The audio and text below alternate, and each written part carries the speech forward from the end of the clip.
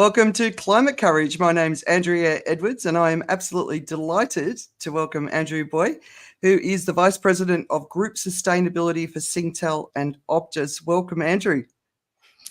Thank you, Andrea. I'm looking forward to the conversation today. Yeah, no, it's great to meet you. And a shout out to Avi Loran, who introduced us. He said we should meet, and we did meet a few weeks ago, and it was a great conversation. So I'm looking forward to sharing it more broadly. But before we kick off on your sustainability journey, I thought it might be interesting for people to understand your professional journey up until you decided to make the jump and become a sustainability advocate. So do you want to give us a little bit of background? Sure. Well, I have been with the SingTel Group for now 33, going on 34 years. First job when I graduated. I'm an arts graduate from the National University of Singapore, but started off in the International Networks and Engineering Group at SingTel, but have had a very diverse career across the region, everything from enterprise sales, marketing, venture capital, investments, M&A, strategy.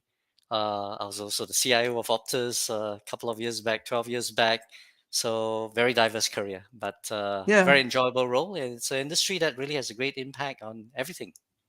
Yeah, it's unusual to hear such of a diversity in a career working in Asia in particular. Like people tend to sort of stick down a narrow path. So I was already impressed with that. So then it was about 10 years ago that you decided it was time to step into sustainability. So do you want to tell us sort of, what was the thinking behind it? What were you seeing in the world that, because, if you think 10 years ago, a lot of people were still not paying attention at all. What's the role and what have you been doing? But also I'd love to know more about the pushback that you experienced at the time. So there's sort of three sections to this. No worries.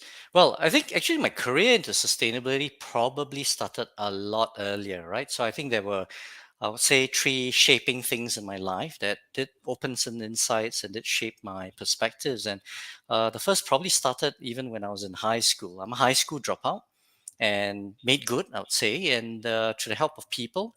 And, that situation of early vulnerability and being helped back to get back in to be successful has always number one left me with a lens that our role is not for ourselves and we could help others to be successful, and that's always given me a lens of helping others, which is also another side hustle of a hat I wear. I'm also a leadership and talent coach in the same last 10 years as I've had the sustainability hat.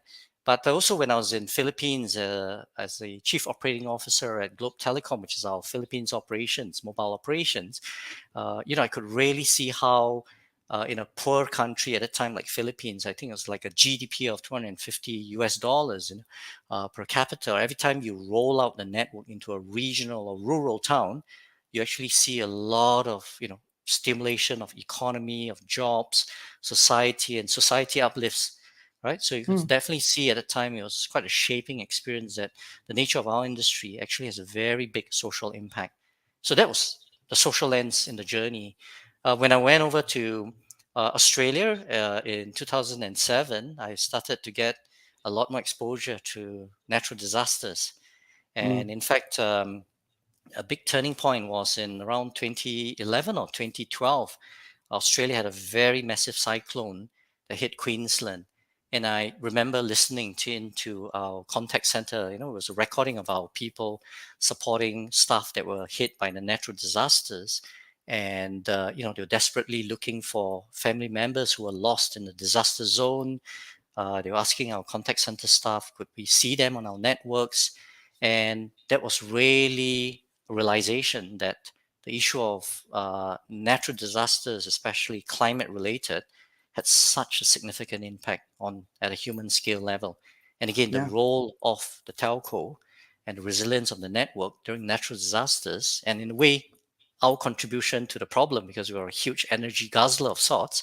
So again, this 2 to 3 sort of life experience and insights really made me start to think, is there a bigger role that we could play as a telco in this broader spectrum of sustainability? But again, in 2011, as I was having all these thoughts, and even in 2012, when I was speaking to the leaders, sustainability wasn't much of a topic. And, I was successful. I was at MD level in the company. And I did have leaders with the right intentions saying, is this really what you want to do? Is it going to be career suicide? Are you Mm. losing momentum in your leadership? And there was some doubt at the beginning, but I think they've backed me, and you know, since been able to really expand the role over the last couple of years. And of course, today sustainability is such a big topic, but it wasn't always that way at the beginning. Yeah. Yeah. And it takes courage to be one of the early leaders in the field, right? When most people are I just can't say it was courage. Maybe it was ignorance. well, yeah, they go close together, don't they? That's right. Yeah, no, I remember that. My friends were talking for a good 12 months afterwards. You couldn't get access to bananas in Australia because of that cyclone. It was so big, you know. But the impact, but the telco comment is really important. The fire in Maui, you know, there was a lot of talk about how the telco lines went down there, and how the communication channels were a big failure in multiple ways. So there's nothing more important. And you look around this region and in the global south, and the telco lines are still above ground. So that obviously puts even more pressure on telco. All right, so you convinced everybody, and you moved ahead. So I just want to share. I'd just love to hear you share, because I know during the pandemic there was also a lot that you were doing from a social perspective. So what's some of the work that you've been doing, and you know, what sort of a difference are you making? And as you look ahead, what more would you like to be doing? Yeah. Well, during the pandemic, actually, apart from the role of sustainability, I was also asked to be the acting vice president of Optus HR at that time. And so also Ah, had the extreme exposure into a HR function during a COVID crisis, which is all about people and keeping safe and well. Um, but I'll say, one of the big things at that time, again, is realization, right? When you go into a COVID situation that has never happened before, people go into lockdown, everyone's got to go home, work from home, study from home. And in a place like Australia, where you think everyone's got broadband and mobile connectivity, you discover they don't. You yeah. discover there were students, and you hear students who went home and they couldn't connect to online classrooms. People were at home and they didn't have mobile coverage, perhaps, and they couldn't connect to work. So, again, it brings to bear some of these extreme situations that really says how important the nature of a particular industry, and it's not just the telco industry, but any industry for that matter, in its societal impact, whether it's up or down. And one of the things we did at the time was to launch a program called Optus Donate Your Data. And it was more launched not because of COVID, but we piloted finding a way for our customers to donate unused data on their mobile plans, where we would then pull it as a company and match it and provide free mobile access to vulnerable in the community. And Mm, we had launched that in December 2019 as a pilot. And by chance, when COVID hit, that area just became such a huge opportunity. And since then we've had almost half of our customer base donate data, and we've helped over 50,000 vulnerable with access to these free lines. And that's just an example of how you can integrate the nature of your business with working with the customers and mm. creating a positive social impact. Actually, you can bring it all together.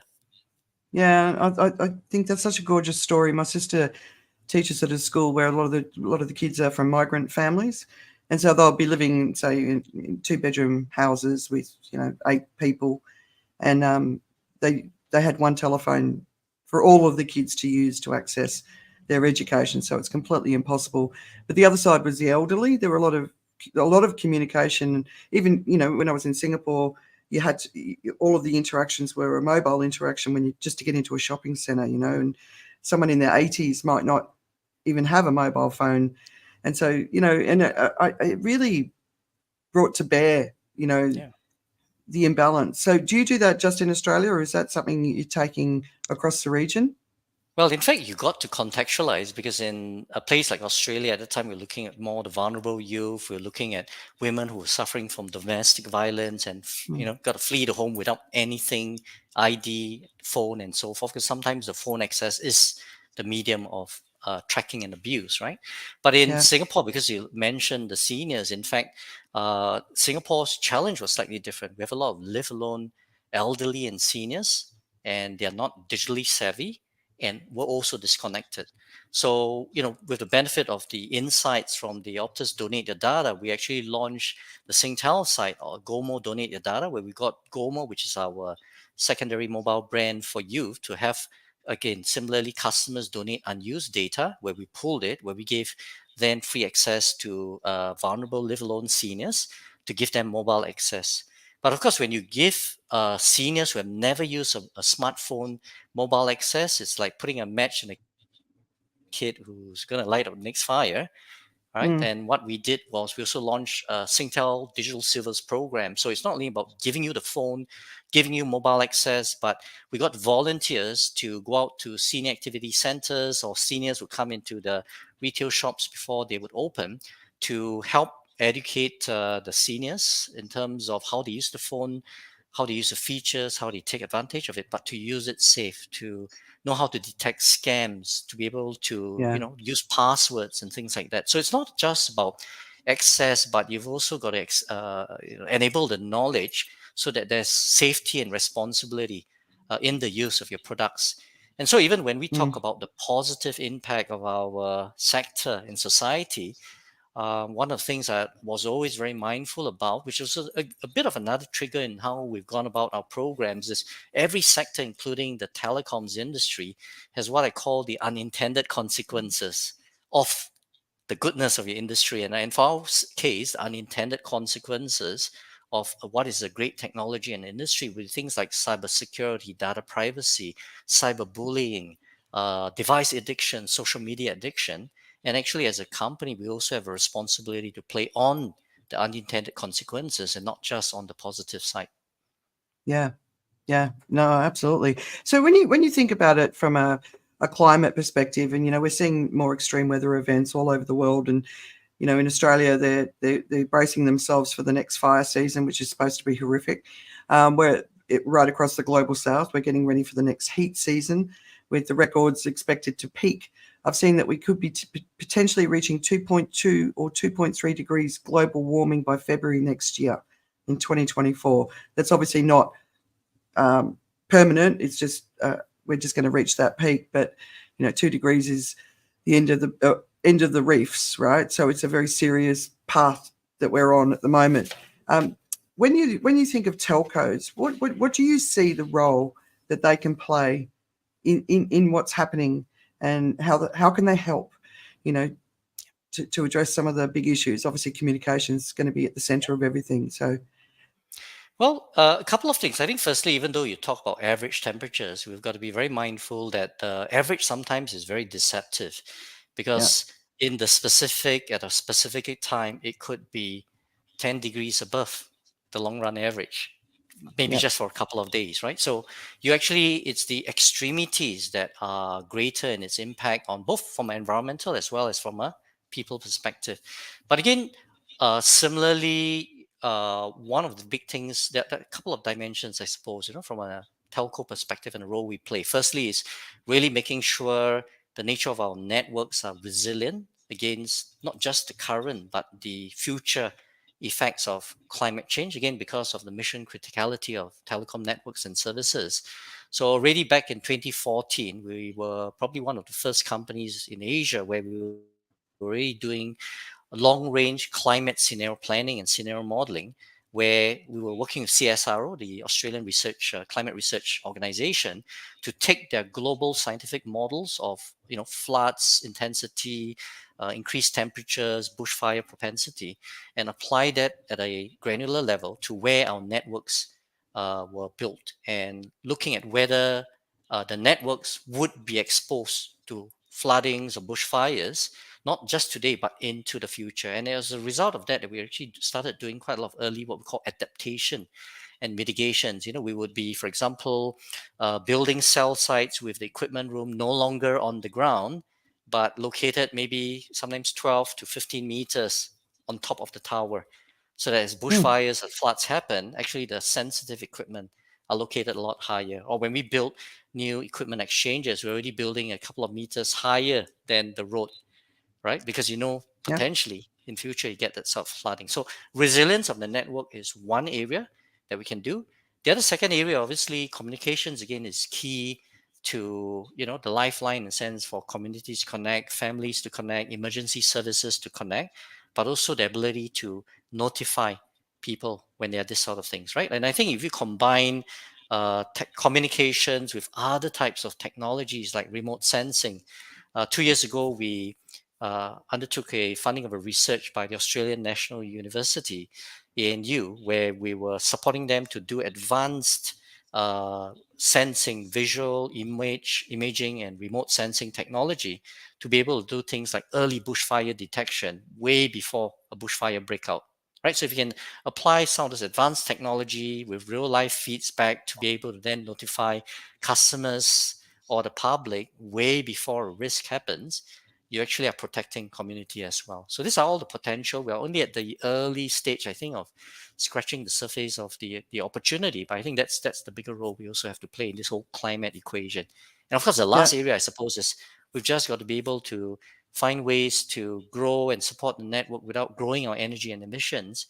And that part, the decarbonization of our network, transition to renewable energy when it's available, those are also initiatives we have to undertake. Yeah, beyond SingTel and Optus, just the broader telco industry, and I'm not asking you to criticize any of your competition or anything like that. How prepared? So you stepped into the adaptation plans early on, but how prepared? So because let me give you some background. This is one of the areas that really alarms me for this region because all of the wiring's still above the ground. We're expecting these heat extremes. We've heard in India that the electricity in the telco lines have collapsed in the heat when it's gotten too hot. And we know it's going to be hotter than it's ever been in the next 12 months, 24 months, right? How prepared do you think the telco sector is as an industry in doing what you guys have done? Are people operating at speed now, or do you think there's still a lot of people not doing what they need to do to prepare? I think the telco industry, it's a whole spectrum. So you do have telcos around the world that we ourselves look up to be best practice. But of course, you also have telcos who are earlier in the climate journey, right? So you do have the whole spectrum. And in fact, I think, again, it's important to recognize while we do compete at a global level, the whole industry has a role to play. And so, we're fortunate because we have quite a strong global association, the GSMA, sort of the Global Mobile Association, which brings all the global telco and mobile operators together. And through those sort of industry bodies, we do try to bring best practice and cross-sharing and knowledge, right? So one example is SingTel was one of the first companies in Asia outside of Japan to set long-range science-based emissions reduction target. It was 2017. It was unheard of in Asia.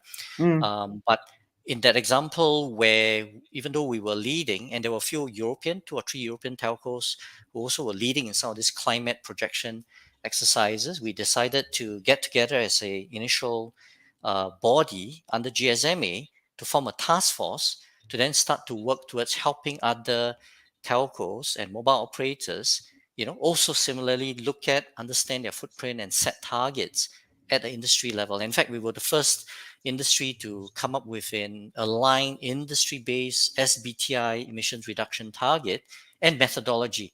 Okay, so that's an example where it allows the leveling up of the whole value chain and do it collaboratively, because I think we've just got to recognize that as big as each company is, our impact is really quite small. But if we did it collectively, you definitely have quite a significant impact. So after that, we've gone on to look at everything from circular economy, engaging suppliers collectively on their emissions, looking at things like climate adaptation and so forth at the industry level, because obviously there's a lot of best practice that can be shared across. So I'm very optimistic, because even though we do compete pretty intensively in our markets, it's been quite collaborative. When I run in the past, I used to run business roundtables for corporates to understand how we went about setting emissions targets or doing climate adaptation or climate risk modeling and so forth. I'll invite Singapore corporates, and in the audience would be our competitors. And people ask, why is your competitor? I say, why not? Because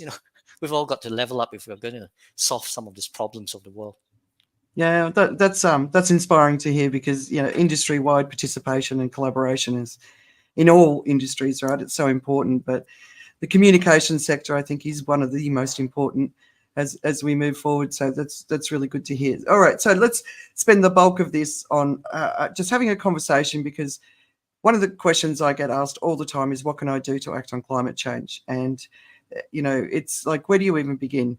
I mean, I always say, start at home, reduce your impact. If we can all reduce our impact, so that's our consumption, our energy use, everything, by 75% across the board. And if we can get 3.8 billion middle-class people across the world, 32%, I think it is, that are in Asia, if we can all just reduce, massively reduce, and it's going to obviously impact the economy, but that's where we are now, right? So, but for people working in professional organisations, especially in Asia, where there's still very much a hierarchy at play, people want to do something. They want to be part of something bigger. They can see the challenge, especially the younger people. Let's sort of get stuck into, what can they do? Where's the opportunity? How do they address it? How do they talk to their bosses? Because I mean, I've had bosses in my life that, they're just completely not even open to the conversation. So you were senior when you started, which helps. But what's your advice? Yeah. Well, when I started 10 years ago, there was very little literature. There was very little information and knowledge that was out there, right? I think it's very different today. Today, I would say, even if you say, hey, go on the internet and go on Chat GPT, you could pull out a lot of pretty good information, pretty insightful information to help educate yourself on everything from climate change, emissions, to circular economy, e-waste, depending on the sector and so forth. So I'll say the first thing is, if you're really interested, put your money where your mouth is. There's so much knowledge and information out there that you can actually learn at both a basic and an advanced level, right? Mm. Stage one, basic knowledge foundations. I think the second area I always felt, and I think that's what has allowed us to be successful, because even though I started at the senior level, we just built the knowledge that we could, and we just applied the knowledge to initially in areas that we were in control of, right? So again, when you think of sustainability, I get a lot of people coming to me and, Andrew, do you have a role? Are you hiring? And I say, no, I actually don't want you in sustainability. You're an engineer, you're an IT person, a marketeer, a finance person. If you can arm yourself with some of the basic fundamental knowledge, understand where emissions comes from, etc., every role has a role to play, right? The finance side could be looking at finding a way to implement things like in Singapore, we've implemented internal carbon pricing, where the finance role leads the shaping and the pricing of emissions into the business when they make investment decisions. Or you have in IT, if you're in IT and you understand where your emissions comes from, so it's from energy, or you've got e-waste of old laptops and things like that, you can make a decision whether you put your servers in your data center or maybe you move to the cloud, which could be a lot more emissions efficient. Or if you're an engineer, for example, the same thing, right? If you understand the effects of climate change, would you design it to build greater resilience against climate action, right? Or if you're an engineer that is generating a lot of old equipment, are you managing the equipment through proper recycling and reuse or Yeah. redeployment? You see, so I give that example because once you get the basic knowledge, which is not rocket science, you actually start to internalize how you can apply in your day job. And it doesn't really need you selling it to the boss. Go and get the small things done. It's a bit like my daughter. You talked about the young generation. My daughter once, during the days of climate protests, you're saying, Dad, I'm going to the city of Sydney. There's a climate protest. I believe so strongly in climate change. I'm going to make my voice heard collectively. And I said, why is it you just never turn off your light when you leave the room? It's personal action. I think you Yeah. start with that.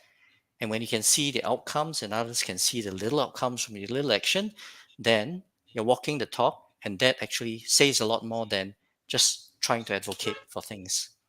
Yeah, what this is probably really worth a deeper dive into the roles, right? So, I was just saying today, I think Google needs their water use to keep their data centers cool is increasing by something like 60%. It was a phys.org piece that I was just glancing at before, and I'll put it in my weekend reads. But a lot of people don't think about data centers. So when we got so I don't update my phone. I try and keep my phones for 5 years, and then I try and make sure they go somewhere where they're useful. But in Singapore, when I got my phone, the only phone available to me, because there was a shortage during the pandemic, the only phone available had 1 terabyte of data on it, right? And I know how much data, how many emissions data creates. So I think one of the things we can all do is reduce, go on our phones and go into our video files and our photo files and delete, and go onto our PCs. Remember the days when we first started working, and every time you moved, you'd get a floppy disk where you could put a couple of documents on it, but otherwise you lost all your data, right? But now we just got cumulative data buildups, and over 20 years of a career, I mean, the terabytes of data that we store. So individual stuff we can do, right? But someone working in a data center, how do they solve that? Because I was working at Microsoft when, I think we got a terabyte of data as part of an Office subscription, and that was a selling point. But it's not a selling point anymore because it's taking energy, right? So someone working in a data center how do we solve that? But then someone in marketing needs to work out what's the communication about that. But also there's a lot of content around marketing as a profession and how it needs to change. So it's tapping into our worst fears. That's what marketing is doing, and it's gotten better and better at it, but it's not a good thing. So but let's look through, like, obviously this C-level execs have got a role, but let's look at the job functions. So have you got any thoughts, say marketing? I know you've done marketing at some point in your career. How can marketing people think these days? What can they do? Again, marketing, because that's the touch point to the customers and everything a company does, right? I think there's a whole spectrum, all the way from responsible and ethical marketing on the one hand. Yeah. Today you hear about greenwashing is simply because marketers want to say more, do more, to be in the hype when maybe the company is not quite there yet. So ethical and responsible, I think that's the basic stuff. Marketing doesn't always have to be about selling the next brand new thing. Right, there was many years where in the telco we always want you to buy a new phone, and we're always promoting the new phone. But today we're saying bring your own. Yeah. Bring your own, because actually, if you use your previous phone, you're eliminating a lot of production footprint from emissions perspective.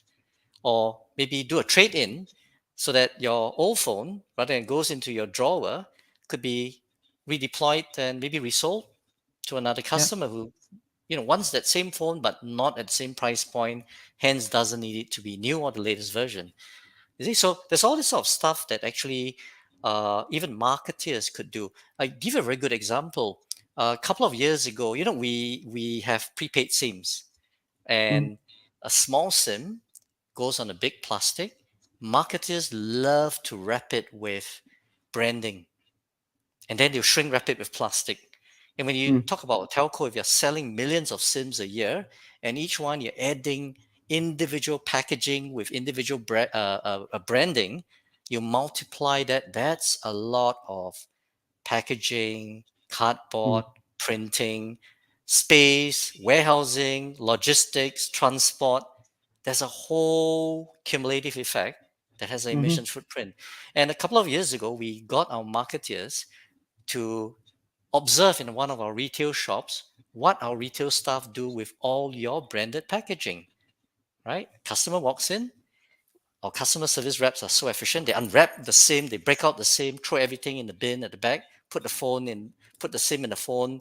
The phone walks out working with the box of the device, because that's what the customer wants to keep.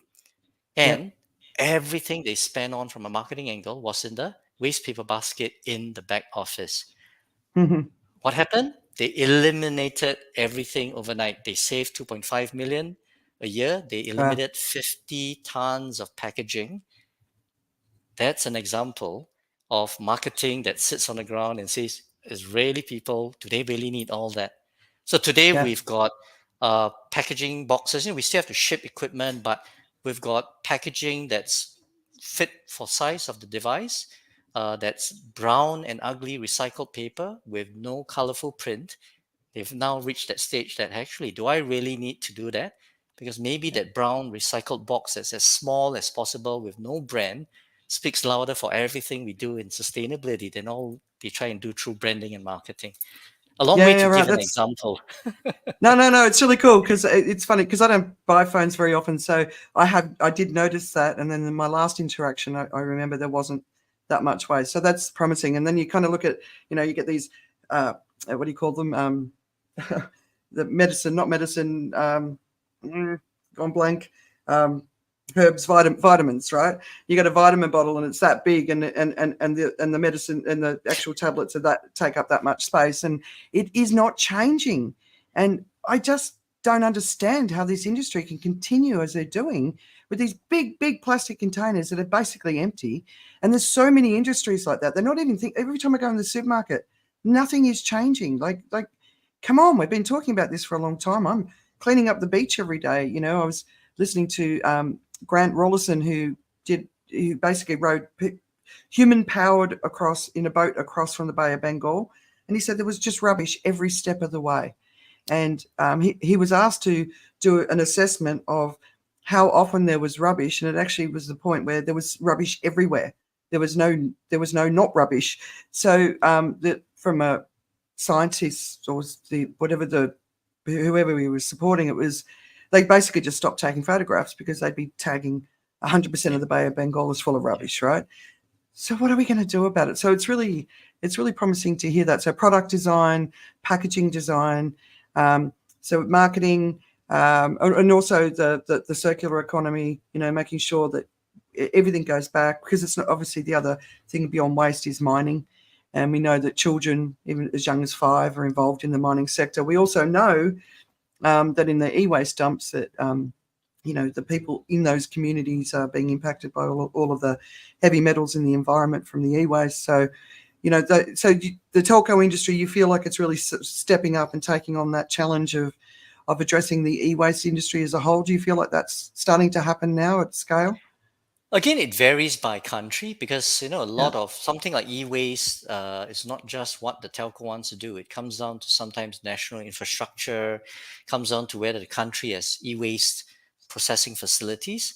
But for example, in Australia, it's a very good example where over the time we were the founder together with a couple of other telcos called the Mobile Master Program.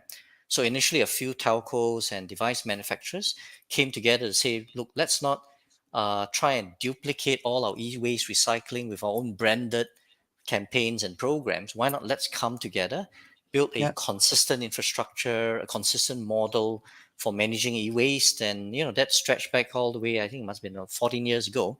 And today is a fantastic example where the whole industry and the value chain, so it's not just the telco, but the equipment providers and the device manufacturers have all come together, and we collectively fund a very well, efficiently at scale program for the whole nation for e-waste. You see, so it's those sort of collaborative effort, even while we compete, that actually moves the needle. Whereas if, again, telcos are saying, I want to do it alone, and it's only my brand and so forth, then you get a bit of it, but you can never have scale that is sustainable because many of things have scale economies. But again, it varies because in some countries, even if the telcos were prepared to come together to do that, you don't have the whole national infrastructure. You may not have recycling type facilities. Maybe it still has to go offshore and there's additional cost to that. So I think governments also do play some role, either in legislation, in policy, maybe in incentives that can help support, not only for the telco industry, but I suppose for other dimensions of emissions as well as the circular economy. And waste management, right? So I look at Singapore's incinerator infrastructure, which also captures its emissions. And I'm going to see if I can get a tour there because I want to understand it. But I think we need that level of infrastructure in every single country on the planet.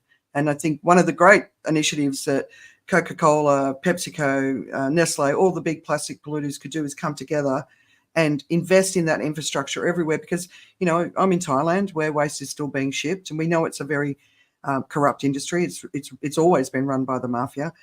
They're not doing a good job. They're not. I see landfill sites randomly everywhere at the side of the road, and then these new construction sites are being built on top of them, which guarantees that all that waste is going to break down and go down into the aquifers. So it's just going to be even doing more damage in the long run. So it's really frustrating. So we need that global approach. And I think governments and the big FMCG companies and the big fossil fuel companies and everyone that's involved in this first of all, we need to solve the problem, but we also need to stop the problem, and I know there's a big plastic waste treaty going on at the moment, but to me, it's all single use. The plastic bag was invented in 1965. I think there were about 200 million middle class people at the time. I'm not sure of the exact number because it's actually really hard to find the number. But now there's 3.8 billion middle class people around the world, and they're expecting it to hit 4.8 billion by 2030. I don't know how that's possible with what's coming from an environment perspective, but more than half the world's population is moving into the middle class. So there's going to be more and more waste, right? So we need to really address that, and make sure you're donating your phones back to the suppliers who can get them out there to people who need them too, and contribute that way as well. So let's talk to your daughters. They're in their 20s almost. The youngest is almost 20.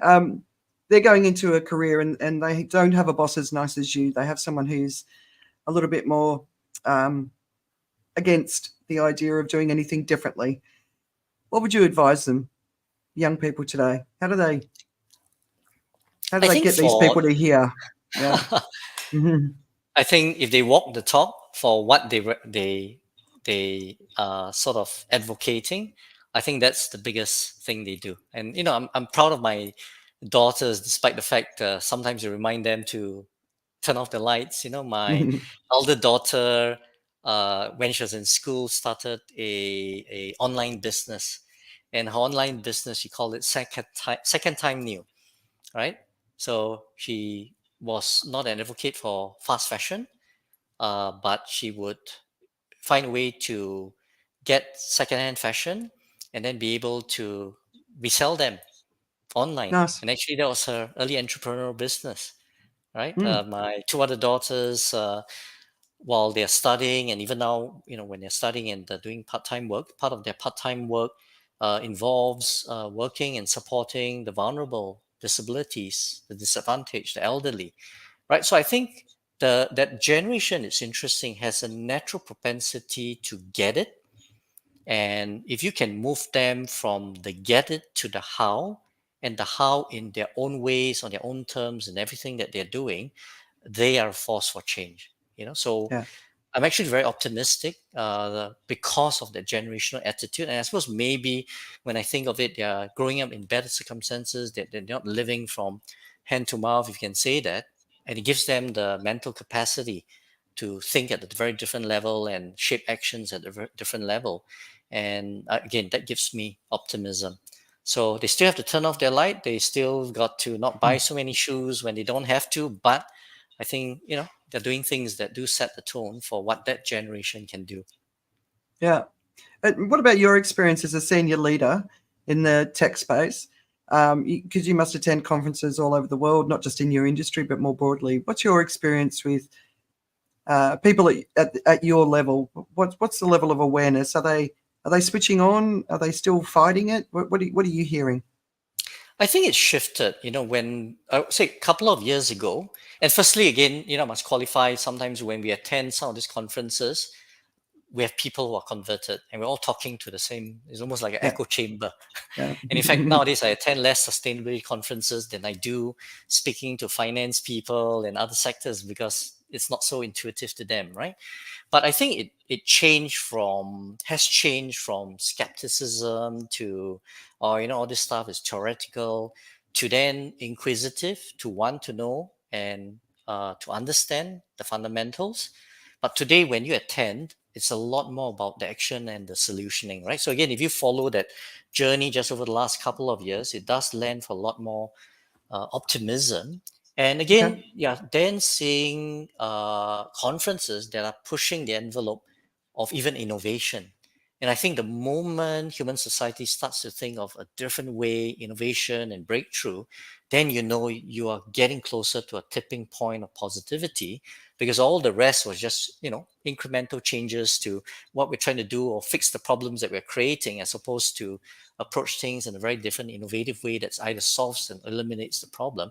And that's where I think the innovation, the solutioning, I'm seeing a lot of stuff. And I'm also seeing capital flow into that area. And I know from a venture capital days, when capital flows into an area, money talks in shaping outcomes. So there's a lot of capital moving into sustainability type solutions and innovations today.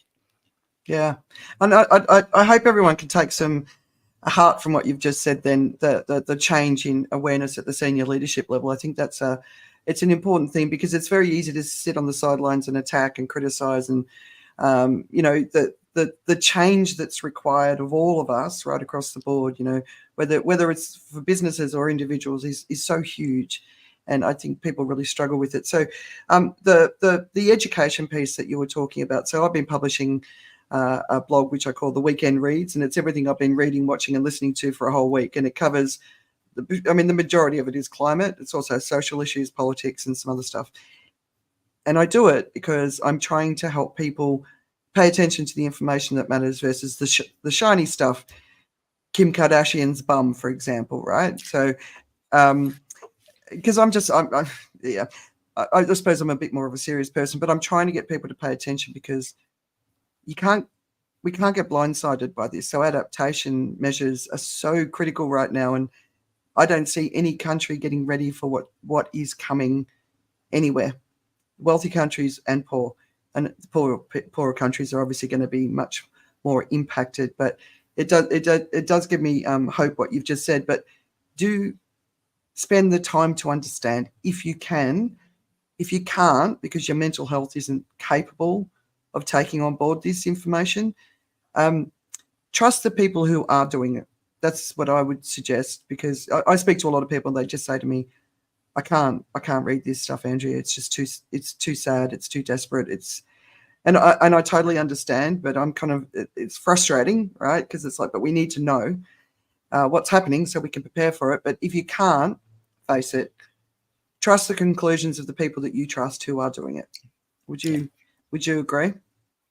Well, I think there's definitely an element in a situation where there are no 100% sure solutions. I think, doing something is better than nothing, right? I mean, there are a lot of even for what individuals and corporates are trying to do out there. You also get the other side of criticism for everything from greenwashing and so forth. So I Yeah. think again we got to recognize we are pushing the boundaries. There's no right answer. Sometimes we got to set targets.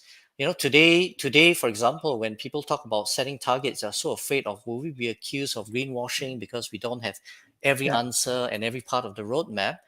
And if I were to think that way in 2017, when we were one of the earliest to set SBTI global emissions targets, I would have said maybe it's better not to set targets. Why are we putting the monkey on our back, right? So you have those sort of situations that you still need some level to believe and trust, even if we don't have the answers. Because if you don't do that, then everyone is not going to progress anything. No one's going to take a shot at it. And, there are going to be failures, but there are also going to be a lot of successes. So I do believe there's got to be a level of trust, a level of optimism for the kind of outcomes and the kind of solutions that we will find that don't yet exist, and just Yeah. believe in that, right? I think that's really important, this journey where we're going to a lot of unknown territory.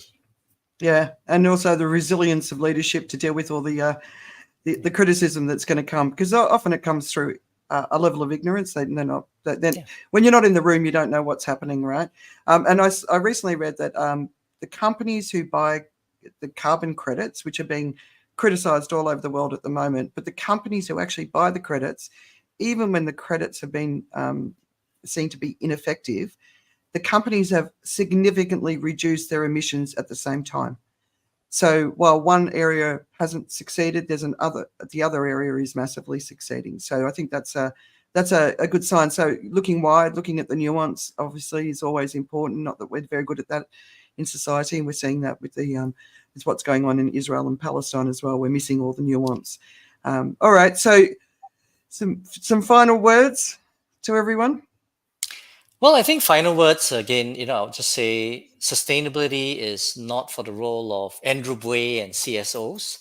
I think it's really something for everyone, and it's for every level of the organization. And so it's incumbent on us in a sense to do the basic minimum to try and understand the topic, understand the basics. And my take is, once you get some of the foundational level, it starts to get a lot more intuitive. and you start to find actually you can take actions in every day, in every personal part of your life, in the job that you're in, regardless of what job it is. And all this cumulatively, I think, do make a very big difference. So I think let's be optimistic, let's keep going, and let's rally Yeah. those who believe in it and take some risks there. Yeah, no, I like it. I like it a lot. Andrew, thank you so much. It's been really, really, really great to meet you and also to hear what you've got to say. And I think keeping the hope alive is important. When you're stuck in the depths of the story of our time, it's hard to remember to stay optimistic. But you've given me a bit of a boost for the weekend, so thank you for that. And I hope you gave everyone else a bit of a boost too. But get involved, whatever you do, whatever role you play. And the other thing is talk about it on social media. Talk about it. Talk about it in conversations. Normalize the conversation. We've got to talk about it.